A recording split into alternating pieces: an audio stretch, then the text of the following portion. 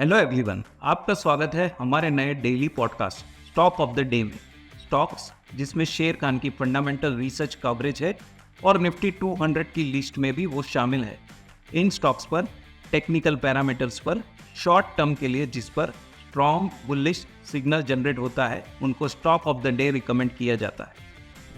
आज का stock of the day है Tech Mahindra. Tech Mahindra telecom OEMs और कम्युनिकेशन के मेजर ग्लोबल सर्विसेज प्रोवाइडर्स को एंड टू एंड सर्विसेज और सॉल्यूशन प्रोवाइड करने वाली one of the leading IT player है। ये स्ट्रीम से 40% से ज्यादा रेवेन्यू का कंट्रीब्यूशन होता है। टेक महिंद्रा ने अब नए वर्टिकल्स जैसे BFSI और मैन्युफैक्चरिंग पर भी अपना एक्सपोजर डाइवर्सिफाई किया है। जिस तरह 5G नेटवर्क रोल आउट हो रहा है ग्लोबली, टेक महिंद्रा तैयार है 5G अपॉर्चुनिटीज लेने के लिए across networks and IT services, network capabilities, IPs, platforms and partnerships में।